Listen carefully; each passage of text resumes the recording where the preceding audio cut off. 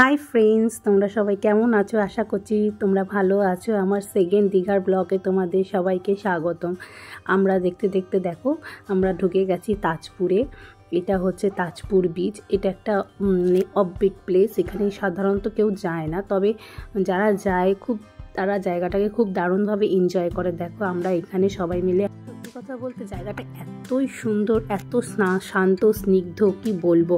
আর এখানে জানো তো ফটো তোলার জন্য একদম পারফেক্ট, নিরিবিলিতে, একদম ক্রাউড নেই। আর এদিকে দেখুন আমার সাহেবজাদা একদম দোলনায় বসে একদম ঝুলছে।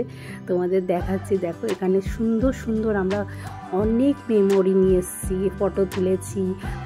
এখানে আমরা অ্যাকচুয়ালি এখানে এই দোকানগুলোতে এখানে দুপুরে আমরা লাঞ্চও সেরেছি। লাঞ্চ সেরে এখানে যেহেতু আমরা টোটো ভাড়া করেই গেছি, আমরা সেই টোটো ধরেই আবার চলে এসেছি হোটেলে।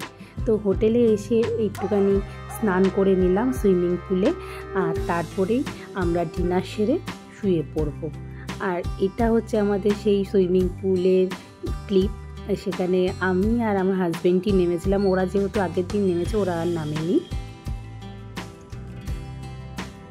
দেখো পরের দিন সকালবেলা এরকম ওয়েদার, বিশাল রকম ঝড় বৃষ্টি। এখানে আমি তো পুরো আপসেট হয়ে গেছি, আজকের দিনটা কি রুমেই কাটাতে হবে। কিন্তু না, যেই না 9টা 9:30 বাজলো, দেখো কেমন ঝলমল করে রোদ উঠে পড়েছে। আর আমরাও সোজা চলে গেছি সমুদ্রের ধারে উপভোগ করার জন্য।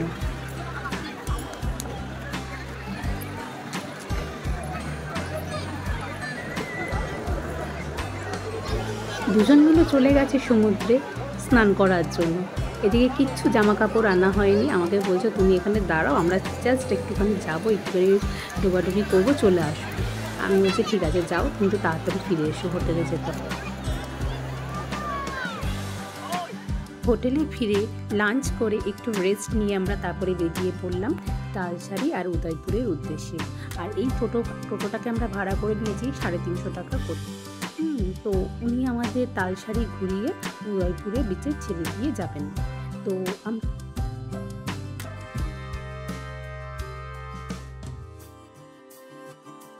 বলতে বলতে আমরা তালসারিতে পৌঁছেও গেছি। আমাদের একটু আগেই নামতে হয়েছে, কারণ এর আগে পর্যন্ত আর গাড়ি যায় না। তো এইটুখানি আমরা পায়ে হেঁটেই চলে যাব। আর দেখো এখানে খাওয়ারও দোকানপাট আছে, আর কেনাকাটিরও জন্য অনেক ব্যবস্থা করা আছে। আর চলো আগে দেখি।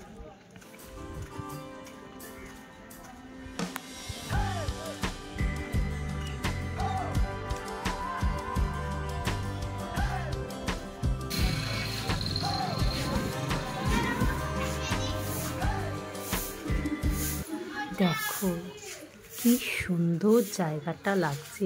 আমি এতবার দীঘায় এসেছি, আমি কখনো কিন্তু তালসারি আসিনি। এটা আমার ফার্স্ট টাইম আমি তালসারি এসেছি। আর এখানে দাদারা বলছিলেন যে বাইক রাইড করবেন, তো বাইক ভাড়া পাওয়া যায়। তো আমার হাজব্যান্ড বললো না, আমরা কলকাতায় এত বাইক চালাই, এখানে এসে আর বাইক চালাতে ইচ্ছা করছে না, চলো আমরা ওই বোটে চড়বো। তো এই বলে আমরা এই বোটের সামনেও চলে এসেছি। আর এখানে আমরা বোটের দাদাদের সাথে কথা বলেছি। তো ওনারা বললেন যদি আপনি পার্সোনালি একটা বোট নেন তাহলে 500 টাকা পড়বে, আর যদি অনেকজন মিলে ওঠেন তাহলে পার হেড 100 টাকা করে লাগবে। তো আমরা একটু দাঁড়িয়ে গেলাম, লোকজনও হয়ে গেছিলো। তো আমরা 100 টাকা ভাড়া দিয়ে, মাথা পিছু 100 টাকা ভাড়া করেই আমরা চলে গেছিলাম এই লাল কাঁকড়া দেখার জন্য।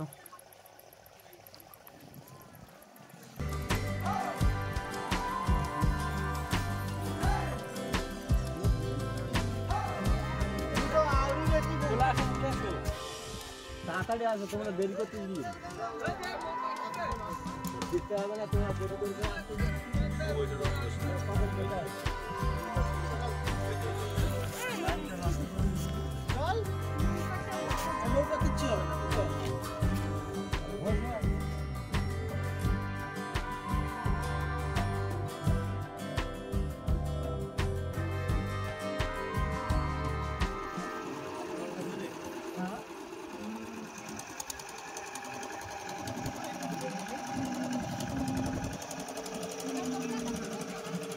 কি অপূর্ব লাগছে জানো তো, মানে এত সুন্দর লাগছে জায়গাটা। আমার মনটা পুরো ভরে গেল, ঠান্ডা ফুরফুরে একটা হাওয়া, তার উপর দিয়ে আমাদের বোট এগিয়ে চলেছে।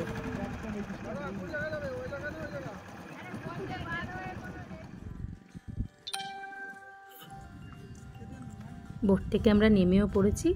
এবার দাদা বলছেন এখানে অনেক লাল কাঁকড়া পাওয়া যায়, চলো দেখা যাক পাই কি না লাল কাঁকড়া, নাকি আমাদের পায়ের আওয়াজ শুনে আগেই ওরা পালিয়ে গেছে। দেখি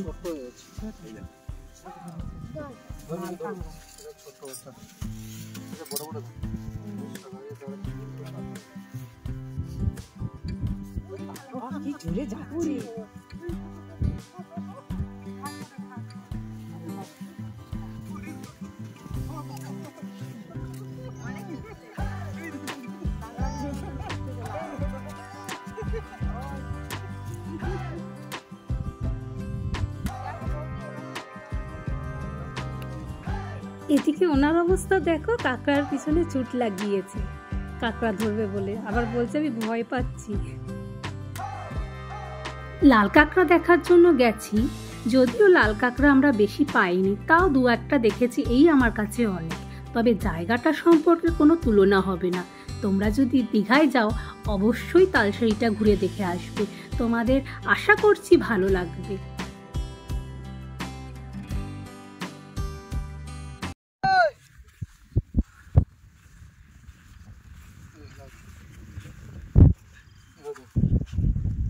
ওইভাবে ধরতে হয় না, পেছনে ধরছিলাম ক্যামেরা দিচ্ছে।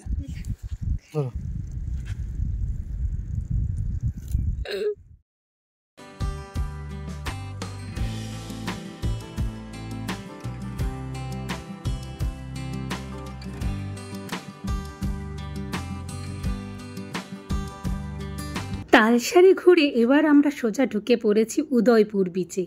দেখতে পাচ্ছ বিচটা কত সুন্দর, আর কত সুন্দর এখানে সাজানো গোছানো। এখানে জানো তো ছোট ছোট স্টল আছে, এখানে যেখানে মাছ ভাজা, বিভিন্ন রকম ফ্রাইড আইটেম পাওয়া যায়, আরও অনেক কিছু পাওয়া যায়, সেটা আর বিস্তারিত বলতে গেলাম না। তো আমাদের এখানে ঢুকতে ঢুকতে বেঁচে গেছিলো 5:30, তাই আমাদের হাতে বেশি টাইম ছিল না, কারণ এর মধ্যেই অন্ধকার হয়ে আসবে, 6টা 6:30টার মধ্যেই অন্ধকার হয়ে যাবে, তাই বেশিক্ষণ টাইম স্পেন্ড না করে বেরিয়ে পড়লাম। তো এখান থেকে বেরিয়ে আমরা সোজা চলে যাব হোটেলে। হোটেলে গিয়ে একটু রেস্ট নিয়ে তারপরে সন্ধ্যাবেলা আমরা পৌঁছে যাব ওল্ড দীঘা সি বিচে। তো চলো দেখা হচ্ছে ওল্ড দীঘা সি বিচে।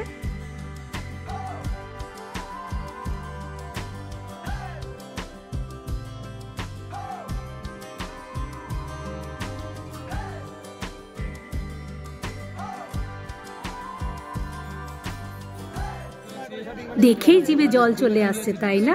আমাদেরও ঠিক তেমনই অবস্থা হয়েছিল।